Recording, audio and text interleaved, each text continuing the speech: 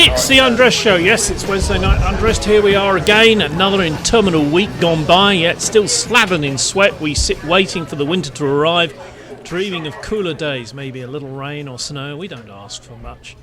As I purposely digress, I try to see our panel through the smog that settled not long after the end of the Vietnam era. Ha, good old Conroy's, nothing changes.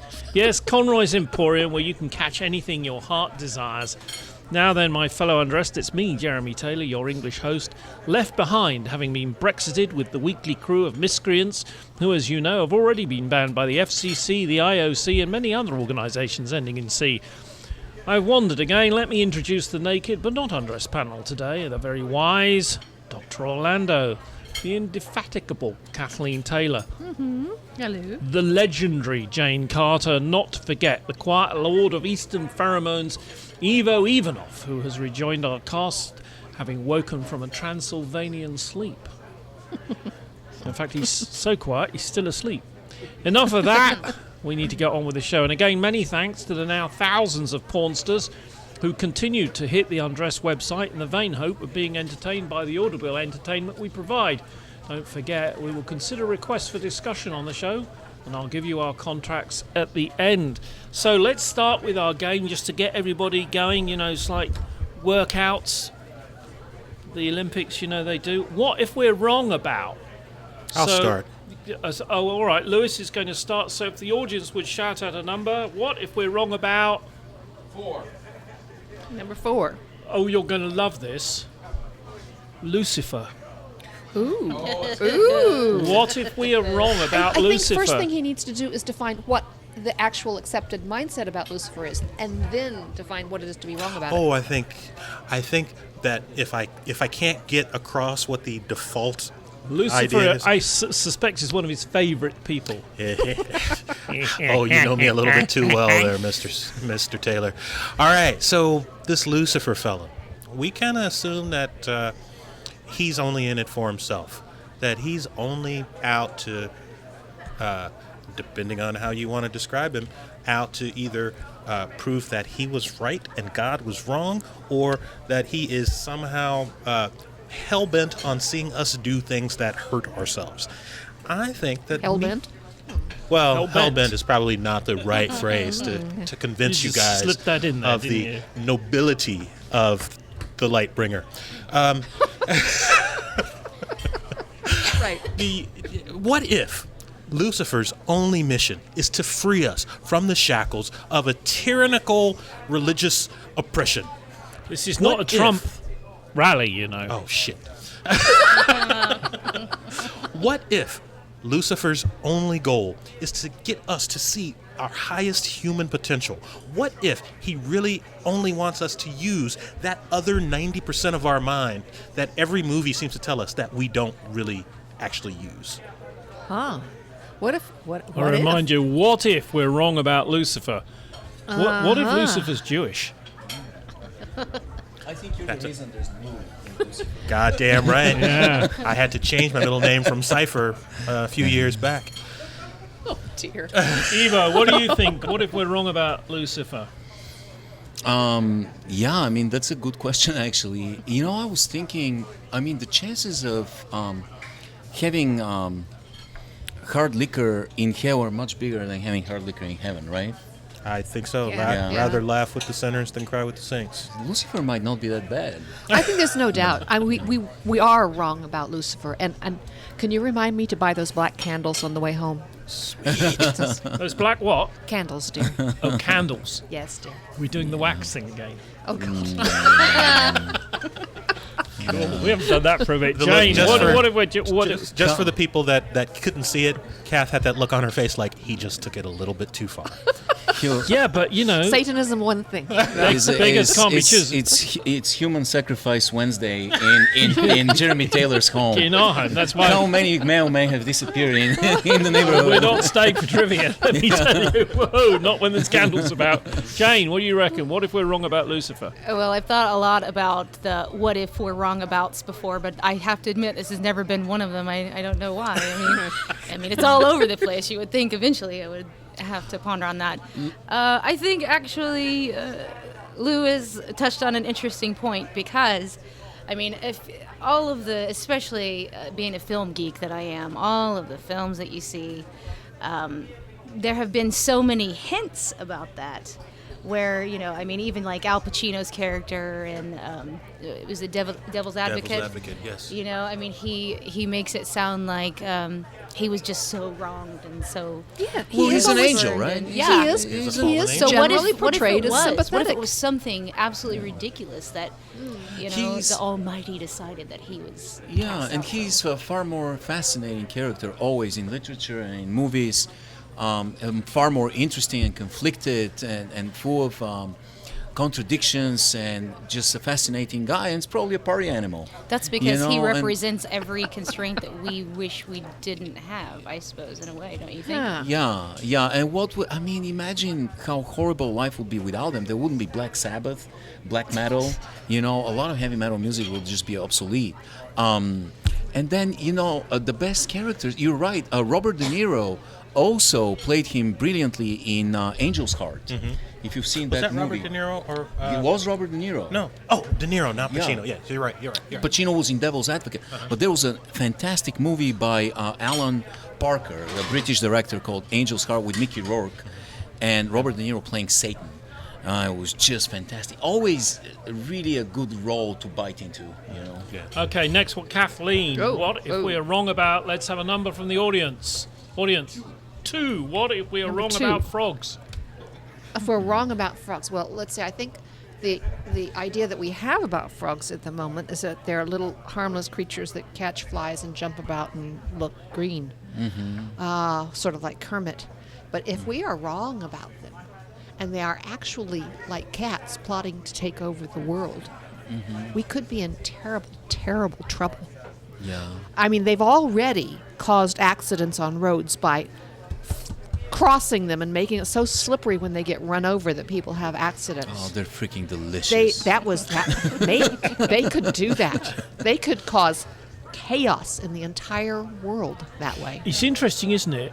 Right. Yeah. How we Brits call the French frogs, Yes. and only the French eat frogs. Have you noticed Italians, I think, eat them too. that? But not as much as the French. not as much It's as the French. Yeah, no, French eat snails too. they do.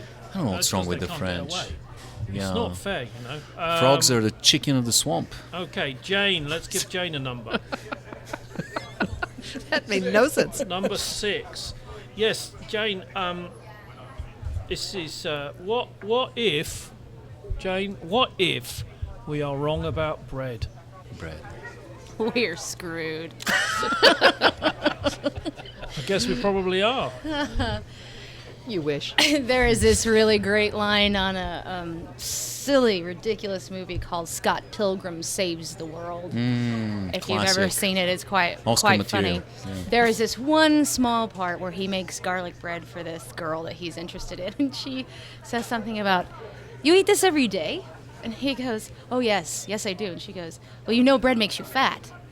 And he takes a bite and he goes, "Wait, bread makes you fat?" And it just phases to the next scene. And so it's become this ha-ha joke with us. So now every time, what if we are wrong about bread? What if it's actually Good for you. really good for you? Yeah. And it's not as pumped up on all the carbohydrates and everything that everybody is always talking about. Oh, you should limit yourself on bread and yeast and beer, etc., etc. What if it's really good for you and they're all lying assholes? Yeah. Because I love bread. So then, Yeah. what So then about we're not screwed. what if they're about wrong. donuts? Are donuts then good for you? Because this is an important question for me. Look at our It's producer. just bread with sugar on Eric, it. I Yeah. didn't know. Yeah. Honestly, I didn't know they were going to mention donuts. I did not know. Sorry. My God. You got him excited. Is got that a worked up baguette there. in your pants? Or Or are you just pleased to see us? Oh, yes. Well, all right. Evo. Let's Yeah. have a number for Evo. Then Yeah. we've gone round. Somebody give us a number 1. Oh God. Now this is an interesting one, Evo. Very interesting one. pop-up statues. What if we're wrong You about just made that pop-up up on the spot. statues? There was no pop-up statues. Really? Pop-up statue. Pop-up statues. Well, New York apparently has had a problem with pop-up statues. Trump. Oh, yes. And yes. Oh, spontaneously built spontaneous statues. erections of statues. Did you have to use that particular and- phrase? Yes. And and apparently the Parks and Recs boss from New York City said, "We don't care how small they are. No We're erections. not having them. No erections anywhere in More New York." spontaneous erections. Yeah, More spontaneous erections. That's right. Erections is a great name So for a what do heavy you metal thi- band. What if we're wrong about pop-up statues? Pop-up statues. I mean, how can we be wrong? I mean, what could be bad about pop-up statues? Pop-up statues are a fantastic expression of an artistic point of view, the point of view of the fleeting nature of art, the very fleeting, because it's a pop-up statue. It's here today, it's gone tomorrow.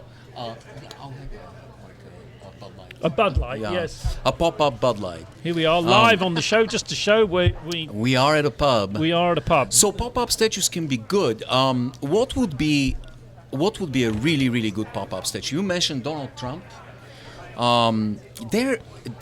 How valuable are they? Are they like the statues in New York? Are they There's 3 of them actual around the bronze statues, or are they like plaster? I'm or- assuming that I haven't I seen think one, they're but I'm- plastic, yeah. life-size statues. So they're easy for destruction. They're easy to destroy. So it's a good cathartic element. There's a cathartic element to this. So passers-by can enjoy the statue for a fleeting moment Possibly and set it then on fire. take a And then trash baseball it. bat to it. Yeah, and just destroy it and express another artistic point of view, like destruction of Should the November establishment. go wrong, we're going to need an awful A lot lot of of pop-up statues. It's a good cathartic idea. I like the idea of pop-up statues. I have nothing against them. We cannot be wrong about them. We can only be right.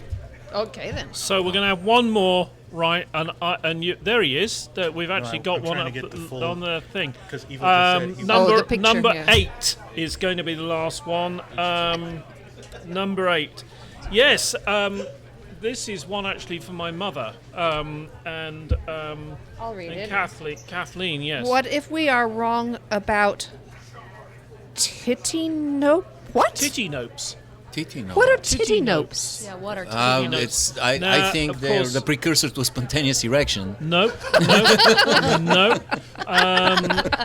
No, that's titty, yes, Titty yes. nope. Yes. Titty nope is a small quantity of leftovers. She actually used that word to you. Yeah. Talk about warping. And I don't Yes. know about your homes, but my refrigerator has a considerable number of titty nopes in them. There he is. We're looking at a picture Good of. God. Yeah. Yes, there's a titi my- note right there. My pop-up statue or refrigerator has a erection, so lot to of speak. titty nopes in it. There's zero spontaneous erection there. The audience is going crazy. Yeah. Yes. We're looking at a spontaneous. I can't call it an erection. Okay, so what if we're wrong about leftovers? Come on, drag it back, girls and boys. Leftovers. So you're saying that there's a large amount of leftovers in your refrigerator? Yeah. There is always a large amount of leftovers in the kitchen here at Conroy's. Right. Because this is pretty much on the menu. That's Right. what's on the menu. Particularly the steak fries, Yeah. Well, the green ones that we find on the floor. Well, Yes. underneath the seats. Does everybody have leftovers? Do you all keep leftovers? I have small children that live in my house. Of course I have leftovers. You have leftovers. Perhaps the thing we're wrong about is that people should always eat only leftovers. You should cook your meal and then put it in the fridge and eat it a week and a half later. I will move on to the next subject. If any one of you can tell me who was the first person, and we'll put this out to the audience and the engineering team as well, who was the first person to use a doggy bag, ask for a doggy bag and use one in England? Somebody very stingy. The Queen. Oh, was it? No, I have No. no idea. No. But not a bad guess, actually. Nope. Charles. You're quite right. It was Yeah, Prince Prince Charles. Charles. Having current just Prince come, Charles? yes, Yeah. having just come back from a visit to New York, he decided that he couldn't finish his meal. He didn't want to waste it, so he said, "Could I have a doggy bag?" And Camilla climbed in it. And no, Oh, snap! Oh, no, he didn't! Oh, no, he didn't! okay, so let's move on here on Oh, that was gold. Wednesday night undressed. The nudism and nakedness is just, oh my God. My question for the panel, ladies and gentlemen, boys and girls, what was the last rule you broke? What was the last rule you broke, Ivo Ivanov? The last Rule you broke. The last Was one. it, for instance, keeping the kids' Christmas money, or did you pee in the wrong place, like certain swimmers? What have you done? Jumped a red light? I'm actually like trying to think and give you an honest answer here. I mean, I probably broke like 5 or 6 rules just coming here like 5 minutes ago driving. You know.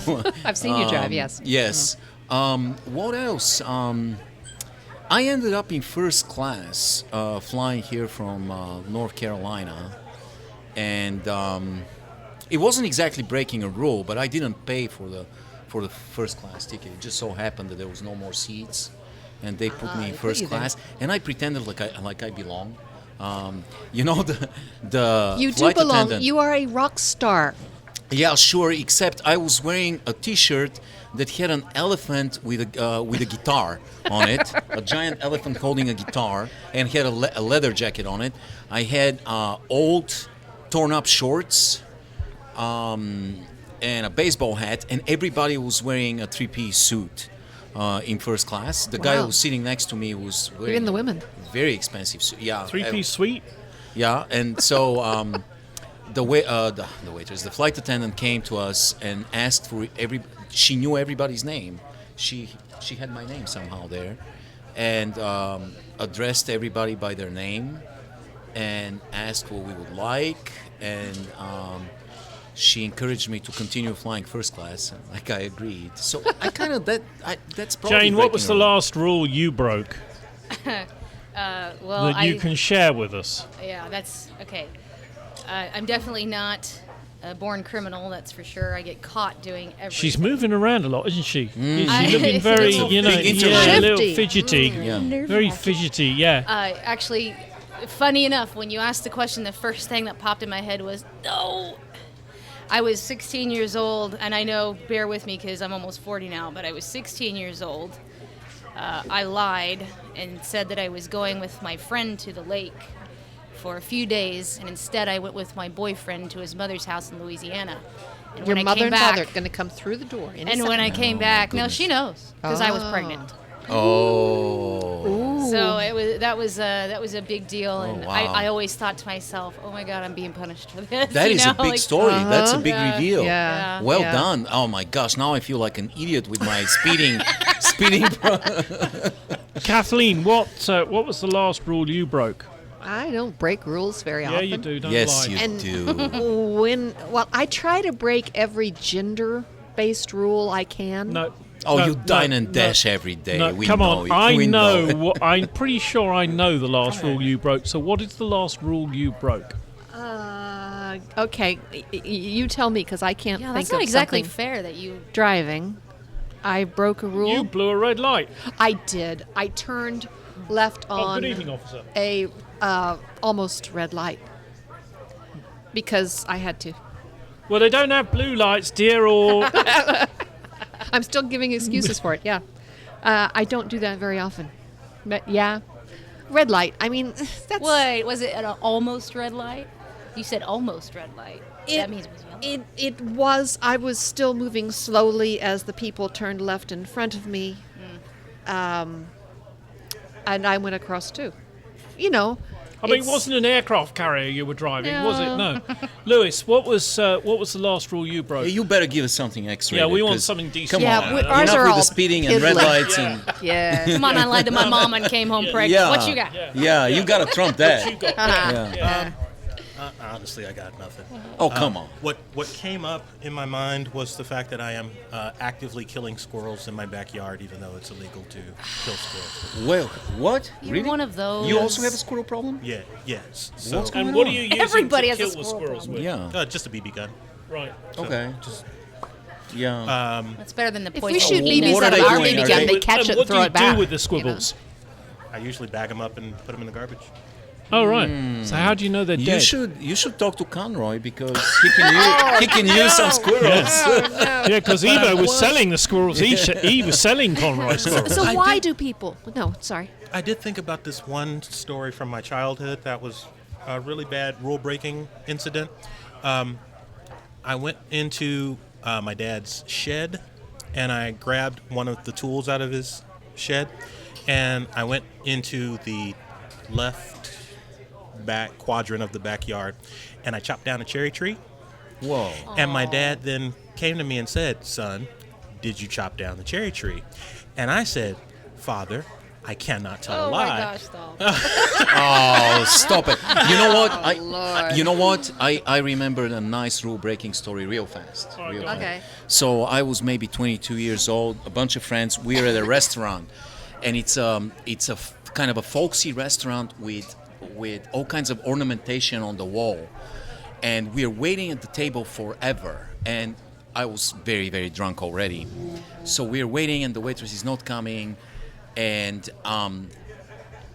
I reached behind me on the wall, and I grabbed a red pepper that was hanging. There were peppers, hanging ornamental peppers on the wall. This does not sound like it's going to go well. Yeah, I grabbed the pepper, and I took a giant bite of the red pepper, thinking it's just a pepper. And that thing was the most toxic thing in the entire solar system. It was freaking insane. My tongue swelled immediately, like in seconds. My tongue swelled and I felt fire. So get this, I grabbed, there was nothing on the table except for a vase with flowers, and I grabbed the vase, I took the flowers out, and I drank the water from the vase, and that thing was stale and nasty. It was disgusting. And this is an interesting rule breaking that I still remember to this day. I still remember the taste That'll of that. cure you right there. Yeah. Stop Your stealing turn, shit Jeremy. off the walls and eating it. I don't know about recent rules, because obviously one gets pulled over by speeding. I had not been busted for speeding Wow. for 10, 15, maybe 20 years How about for before speed? before I came to America. That either. Yeah. I'd been here a very short while. We had just bought a new car, and we were going off to look at a boat. And I got done for speeding 3 times in the same day, didn't I? Got Twice. pulled Oh, over wow. Twice. Yeah. Really? But if you guys are allowed to go back to your childhood, when we were teenagers, we used to go to we used to call it the Wimpy. It was a bit like a McDonald's, right? And in England, the tomato ketchup, you have it in a round plastic container Yeah. with a green screw on top, which looks like leaves. And so if you want tomato sauce, you turn it upside down and squirt. Right. Well, we figured out, or someone told us, that if you take the top off, right, the green thing, and put it down, then you take the tomato, which is now open, put your hand on the top of the tomato, turn it upside down, and then slide it back onto the table, Yeah. slide it across to the middle where the salt and pepper is, wipe away the residue, and then just put the green thing on top. And then the next person. And then you then Yeah. pay your bill, retire to a safe distance across the street, and wait.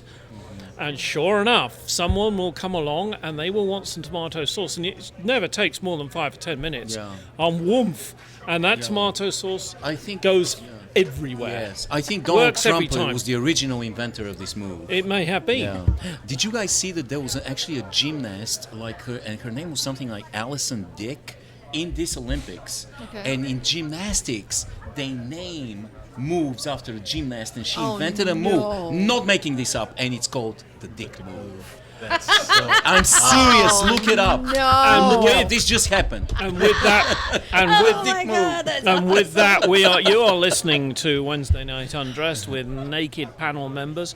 Yeah. We're coming into the more serious stuff yet to come. We are going to be talking about a subject we talked about in the last episode, which stirred up an awful lot of discussion about immigrants and their families. But before we do that, I want to talk about Faraday cages. The Faraday cages are becoming a big thing. Cinemas, theatres, churches, Yes. and some bookshops are using the modern equivalent of a Faraday cage to prevent the use of cell phones in that building. An excellent idea or not. And if you don't know what I mean, first used on warships during the First World War, known as degaussing or degaussing, the hull so as not to attract magnetic mines. A Faraday cage or a Faraday shield today is more commonly used as an enclosure to block electric fields. It's formed by conductive material. For instance, many cities, the one we're broadcasting from at the moment included, have large car, medium-sized van and truck batteries in lead-lined cases Just and in Faraday case. cages in case there is a The grid. nuclear pulse, Yeah. and they are able to put these in the vehicles and get the vehicles moving again. That's smart. But the point is, what about a cinema that says we have effectively a Faraday cage in the main auditorium? You will not be able to use your cell phone. It But there will are not some. work. Yes, I know. What do you think? Do you think it's a good thing or a bad thing? Well, in light of recent terror acts, it kind of is questionable because we've had people opening fire in theaters, and you have to call 911. And call What does for it help. do to hearing aids? Ooh, I don't know. Oh, how about pacemakers? Yeah. Generally speaking, they would be okay because the Faraday cage is only blocking the radio signals From outside. The EMPs yeah. from outside. Yeah. So, and I agree. My concern is exactly what Ivo just brought up. There is a safety component to having access to your cell phone, and even on a much lower scale, if there's an emergency at my house and the babysitter needs to reach me, I need to be able to receive that call. But having said that, having if I've paid good money to go and watch a nice bit of pornography down my local flea pit, why should I have to put up with you? Oh, you shouldn't. Right. You shouldn't. You No, absolutely should not. exactly. But you can do that. We can both be accommodated without the. And back when I was a can't lad believe- before, we didn't have to put up with that sort of stuff. Well, You'd get some guy in a suit, and he'd wear a uniform, I can't- and he would come down with his little flashlight, and if you were making a noise, he would whack you on the head, and if you carried on, he'd throw you out. I can't believe that we are significantly less safe because there are certain buildings who don't admit telephones and so on. It's not that many years That since you had that to go recent- find a payphone. That's true. I was in But if you enter a building with the expectation that you will have access to your And the your building tools. says you do not have access. If the building says you don't have access, then I have a lot less of a problem with it. But more than likely, I would. Jane, can what do you also, think? I was Let's going to say, ask you can. Jane. I'm sorry. I think that I think they're a good idea. I tend to agree with Jeremy. I don't appreciate it. If people would know how to properly use cell phone etiquette, this wouldn't even be an issue. But it bothers me. It bothers me when people are rude enough to text and they don't even know they're being rude. Half of them. That's just it. They don't have a clue. Besides, if you don't like it, you can always go to a theater that doesn't have them, right? Hey, here's a proposal. Every car that is built should have a Faraday cage on it so that the people inside don't get distracted. Well, actually, I got nearly run into this morning by some joker, not a little girl, a man looking at his cell phone, wandering across the line into my lane. Well, actually, there's a company called Cell Blocker, and I purchased their device. It costs about $100, and I did it because I have a teenager who's a driver, and it's very simple.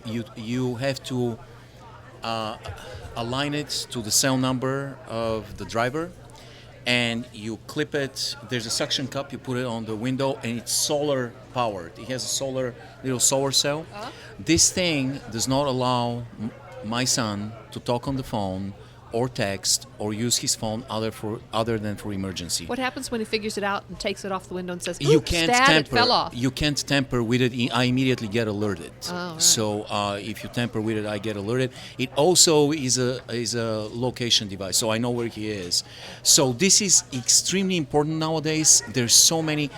There's so many instances, and I know of classmates of his who have crashed into cars in front of them at traffic lights because they're texting. You saw it today. It's happening millions and millions and millions of times every day now. People are on their phones texting, and so this cell blocker device is a good idea. I was in a movie relatively recently with my wife, where somebody died during the movie. Somebody had a heart attack and died. We were watching the Planet of the Apes, not the most recent, not the part 2, but the previous one. And we were here at Southwind, and somebody had a heart attack Oh gosh. and died. My wife called 911. Some other people called 911. They tried to resuscitate the guy. They carried him out on a stretcher. Nobody in the theater knew at the time that the guy is going to pass away. And believe it or not, guys, they continued the movie. The movie Quite continued. right. Really Don't weird. But the die Faraday... in the middle of a bloody Yeah. film. I mean, you paid good money, haven't you? Yeah, You know, eat your- the Faraday, Oh. the Faraday cage. I don't know if You it's Americans a good are idea. so soft. I tell you what's a good idea. That Faraday cage from Get Smart, the cone of silence. The cone of silence! Where they couldn't even communicate with each other. I tell you what, we might need that Faraday cage right here for our show. The cone of silence. That will be fun. Okay, let's move on. The subject last week, which caused quite a lot of hoo-ha, and of course Jane wasn't in on that panel. I'll be interested to see what it says. Last week we asked, when are immigrants and their families entitled to use the word we when referring to America, and do immigrants have the right to insist that they're allowed to behave the way they do in all aspects in their home country? For example, might be religion, dress, culture, law. Scotsmen, for example, wearing kilts. Scotsmen don't wear anything underneath their kilts. So, ladies, let's start on this. If I was Jock and I'm sitting here in my kilt, and it's fairly Sitting with fairly your clear, legs open. like like- I'm oh sitting now, but my. I'm wearing a kilt, and my wobbly bits are out there plain for everybody to see. In Scotland, you carry on. What about here? Now, you addressed this to the ladies. I did particularly Oh, initially, yes, Yes. yeah. Once you stop So looking, this are is you two horrified? This is two separate subjects. You're asking us, do you get to wear your kilt? Well, really, what I'm And getting. second, when do you call it we? Well, really, what I'm getting at Maybe is, maybe if they're we look related at after all. look at the French, yes. for example, who have said you're not allowed to wear burkinis on the beach, and they are actually arresting and fining women for this today, well, yesterday. Or you're not allowed to cover up your face if you're walking along in Paris. Women are not to cover their heads. They can wear a hat What I if want to it's know raining. is whether men are allowed to cover. Suppose it's Men? Halloween and they're wearing a mask. In Is this France- illegal? Are they going to be arrested? Yes. In France, you cannot display. You can not have any public displays of religion in public. Oh, only So- if it's a display of religion. Only if it's a So display you can of cover religion. your face if it's because you're robbing a bank. if you're really really ugly. Yes. Okay. But Just wanted if to you know. want to wear a yarmulke, you're right. So you're if right you there were on wearing Michael a Myers paper mask bag or- over No, your Michael Myers mask is completely cool. Okay. So, Yeah. and the reason because I really do have like a shit ton to say. A shit ton. A metric Is shit that ton. a metric shit ton? Metric right, Shit okay. Ton, great name for a rock band. Yeah. Yeah. So how much space does that take up, do you suppose? Probably a Stage Metric about 40 shit feet ton? across by volume, a metric shit 20 foot liter. deep. Yeah. Okay, your example is flawed because what you just described would be illegal.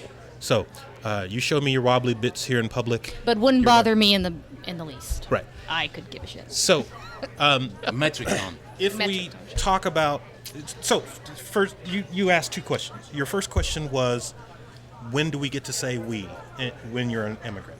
Right. And I think that's a tricky. Eva and I are both It's immigrants, tricky. right? Yeah. When are we entitled to say we when We we're talking about Americans. America? I think it's when you feel like it. I think that there's going to be a point, and it is, for me at least, almost assuredly longer than it will take for you to, for me to feel comfortable saying we and including you guys, and that might just be because of who I am, but you guys were we, if not immediately on meeting you, but very shortly thereafter. So you're saying that it would take for your own personal assimilation to feel completely comfortable? Is that what you're saying? I'm saying that that's when you would say we? for the foreigner Okay. that Jeremy is posing this question for, my as the person that's giving his opinion on what they should feel. My answer is you can say we as soon as you feel that it is appropriate that you say we. Yeah. I think that there's a bigger question, and that is when do we all say we? I think when do the people that are currently here, that are looking at the foreigners coming over, when does that group of people feel it is appropriate to use the term we when you're including the foreigners? Let's pose this to the two American ladies who are with us. Jane or Kath, what do you think? Well, I lived in the UK for 14 years. Wasn't aware of whether I would be coming back to the US to live or not. And in that time, I don't think I would ever have said we Brits. Really? No. You never felt no. like a British Not subject? no, because there were differences in how people viewed space and privacy. It was just, and I had no intention of becoming British. Do you think that is the norm, or do you think that is a perspective that is unique for your No, situation? I think that's possibly the norm. I ran with a fairly international crowd, too, honestly. and there were people who were Danish and German and all sorts of things who lived there as well. They did not consider we to be them as a part of England. They would say we about the international club. That's a group. Right. But to consider yourself a part of a country and say we, you have to make a very serious step, a very serious commitment. That I absolutely Yeah. agree with. You have to, not only do you have to associate yourself with that company, but you have to divest yourself of your previous identity. Yeah. And that, I can definitely understand that being... If you're an immigrant because of circumstances beyond your control, your country has gone to hell, and this is a place where you are coming to reestablish a life, to raise your children, a place of hope. That's a different thing. Isn't it? Yeah.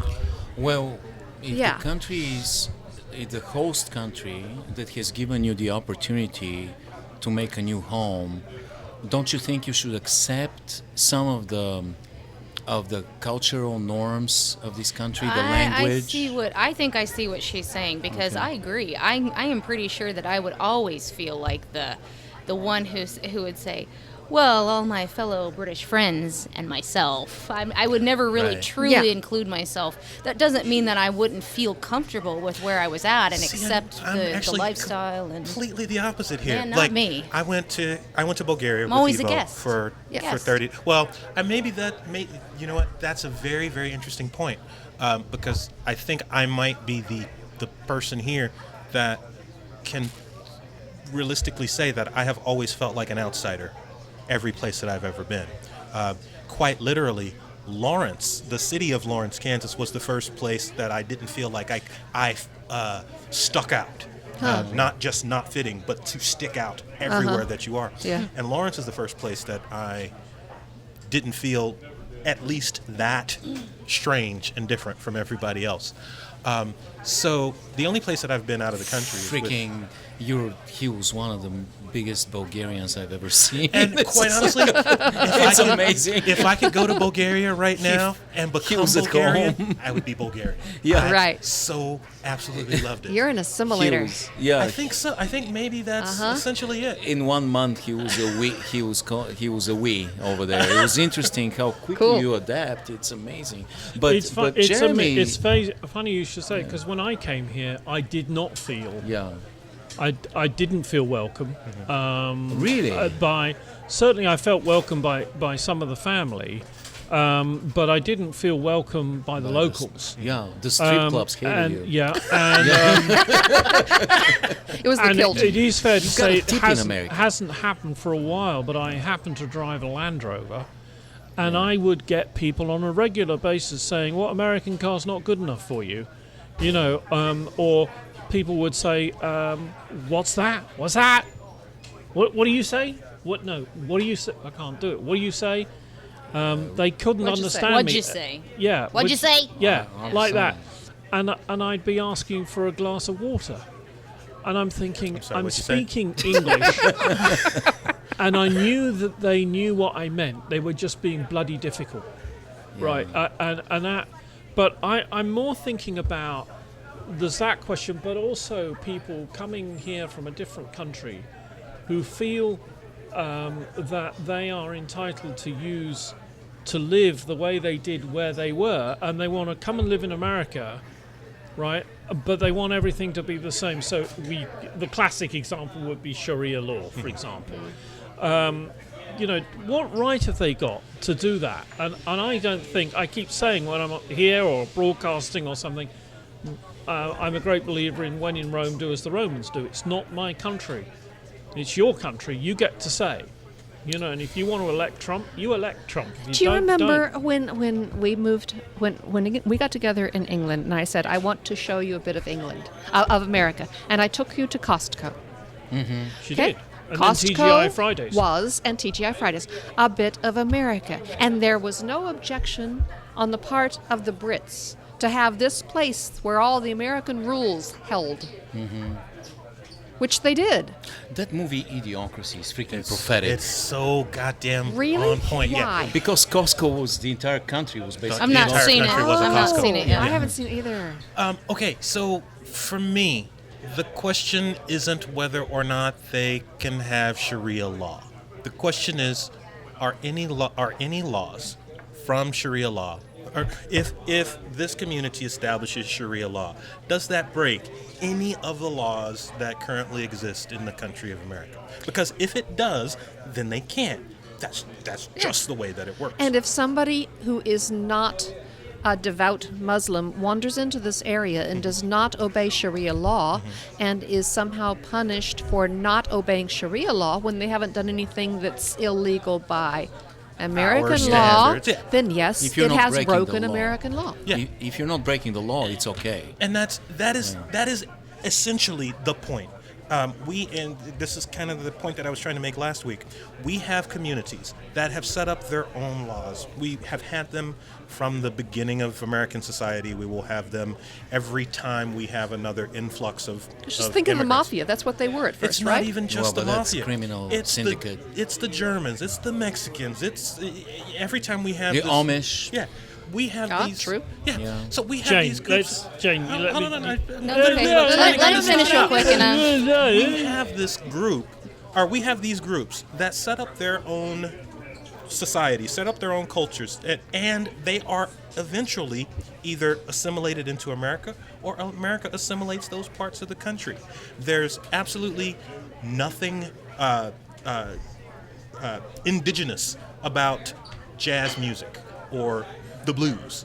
These are aspects of African culture that got assimilated into America. At the same time, Yeah. jazz and blues also assimilated American culture into their music. And that connective process between the two societies, between the two cultures, is how America, how quite literally any place that has an immigrant population works. So we've had hundreds of years at this point of people coming into America, bringing their societies and their traditions with them, and quite literally fighting to have those traditions remembered and respected. And that's kind of what the whole notion of us being a multicultural society is. So On the other hand, the Amish, I thought that was a very good reference there. The Amish still have communities where they respect their own traditions and so. However, they do not have laws where if somebody is unfaithful, you stone them to death. Well, that's You're not true. allowed to do that because that's not according to the law of the United States. And for that reason, Sharia law should not be allowed, cannot be allowed to be the rule of law in some American community. I'm going to take it back down on a simpler level. Just looking at, the whole, are they allowed to behave? And this is anybody, everybody. And I simply remember a story that my grandmother from the World War II generation used to tell about how she comes from a very small farming town, and a lot of them were Italian, the immigrants that came there. And she said, and we would get so mad when we go downtown because they'd all stand in their little groups and they would speak Italian, and we didn't know what they were saying. She goes, but there's a difference between then and now. She says they had their groups, and everybody just accepted it because they all learned how to fit in everywhere else. They all learned how to speak English. They all did what they were supposed to do, but they had their own little groups. And she goes, and as I got older, I realized that that's okay because I'd probably want to do that too. And it's kind of like what you were saying about how, the one little place where I don't have to feel like an outsider, that would be cool. But she says now people are starting to bow to other cultural languages, et cetera, making it easier for them to not have to assimilate into. And this is a very old school idea, but she did have a point because, see, the people who would immigrate over here, they knew that they would have to assimilate if they wanted to get by. And now it's almost like I see why people get mad about it because they start catering to, Hispanic with Spanish, et cetera.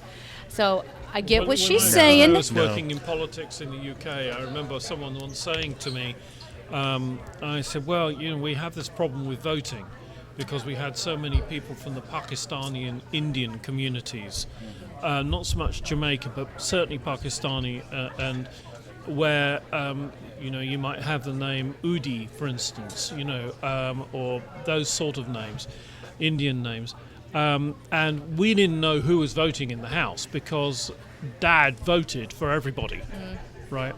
Mail ballots, yeah. But in fact, it was my brother, my Mycroft Taylor, who pointed out. He said, "Doesn't matter." Because the kids all go to school. And what do they speak at school? English. Right? And so they come home, they may speak Hindi or Urdu or something like that, but the reality is they speak English to all their friends. Which is why it doesn't bother me. I tell her that all the time. I'm like, I don't even hear it. You It just doesn't even- made, Yeah, you it just doesn't even made bother this me. brilliant point, I think, is that now people are catering. This is where my hackles get raised a little bit because there's I this can see notion. it. There's this Are they notion heckles that or hackles? they're hackles. Oh, There's right. this notion that we haven't done this all the time. There's this notion that this is the first society that we have this idea that this group is sitting over here and they're being different, and that's somehow problematic. If this was the first time that had happened, if your grandmother's grandmother hadn't said the exact same thing that your grandmother was saying, then I would be a lot more sympathetic to that viewpoint. But the truth of the matter is, whenever a group comes in, they fight assimilation until they're assimilated, and then they hate the people that come after them that are not yet assimilated. That's the way that it works. It is, yes. So, for me, that's important to keep in mind. It is super, super important to understand. For me, when I was a kid, the first time that I remember sitting in the class reading the census report that talked about how African Americans were, I think the term at the time was still blacks. Blacks were How old were you? probably 12. You Well, were when you 12 became and you black? were reading the census report? I was just Yeah. thinking that. As you do. God. Yeah. You were 12 when you became black? No. I was 12 when I was reading the census report. So, I'm reading the census report, and it's actually a class project. But anyway, the point of it is African Americans are 8% of the population. By the year 2030, they're projected to be 12 to 15% of the population. Latinos are 6% of the population, but by the year 2030, they're projected to be 25% of the population. And I remember the immediate rage that I had, saying, how dare they pass us up? We've been working at this thing for, X amount of years, and all of a sudden we go to being third-class citizens. And at that point, you decided to have as much sex as you could. Exactly. Yeah. That's why I married a Mexican. No. Anyway, but I completely recognize the dynamic that I'm describing because I have personal experience with it. There's this notion that I had to do X, or my people had to do X to get to where we are. And here comes this new group that aren't doing X. They aren't doing what they need to do. They're skating. They're getting by. Society's going to hell in a handbag because they're not following the same rules that my society followed to get to how great we've got it right now. every new group gets looked down on by the second by newest group. by the incoming group. Yeah. So when the next influx of immigrants that we have are not Middle Eastern, they're from, it starts all over again, and they're from Germany again. We're all gonna shit on the Germans. How do you think the people coming from places like Bulgaria and Britain and Brussels and other places beginning with B feel when you Americans treat us like here's the way the you interesting do? Here's the interesting question regarding this for me. You guys, both of you guys, came in not as part of some mass migration. True. You guys came in as essentially yourselves. Like, I don't know how different that makes the situation for you guys. Well, I came here because of sex. Well, Yeah. of course. Well, By the way, Jeremy, a lot of the reason why Americans do that is because they've never gone anywhere and known anybody different. They think that they can do it. They're just Yeah. assholes that way. They think they're allowed. I guess that so. what it is? It's They an are entire allowed. That's bullshit true. thing they do. I know a lot of them, actually. Yeah. But how did you feel? You went to the UK recently on your own, woman did. on your own. How did you feel when you were there? Very welcome. I've always felt very welcome. Every time I go there, I have no problems whatsoever. Nobody's ever rude to me. Everybody's always obliging and polite, and I have a great time. I have nothing bad to say about it's London. freaking dangerous, man. Because You see, can get she run doesn't over. hear people going, bloody Americans. You Well, I'm can sure- get- I'm sure- I'm sure they Bloody do. Americans. People come from the wrong side of the road, No doubt. man. It's like it feels like somebody's going to run you over at all times. All right. Well, look, there's been interesting. We visited a few interesting things. You've been listening to Wednesday Night Undress. Thanks to our producer and editor Eric Holcomb and engineer now Rasputin. Are you trying to get at me or something, Lewis? Have you forgotten some words? Because you said, all right, Dr. Is this because Orlando. I'm black? Yes, actually.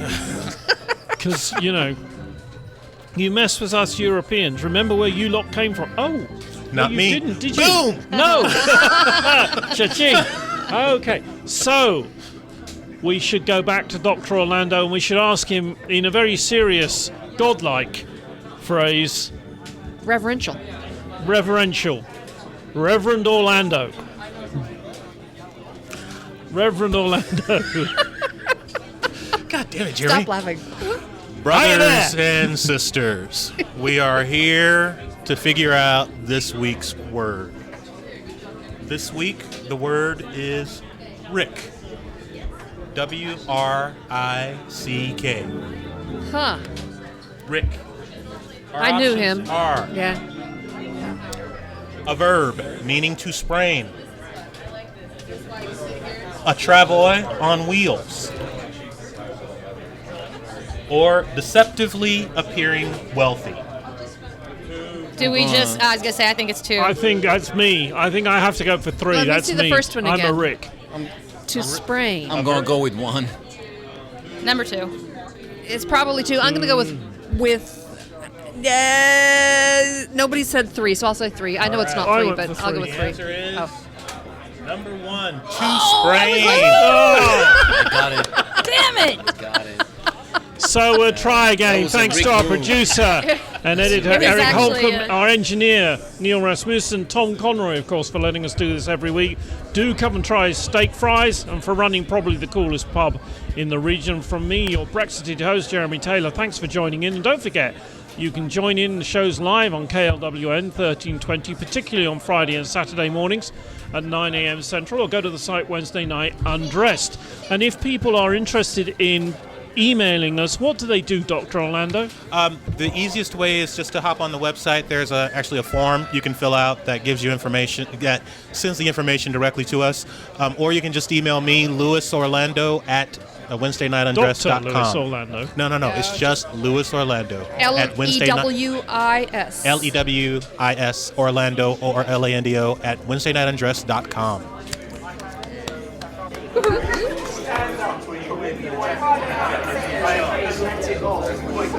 Oh, yeah.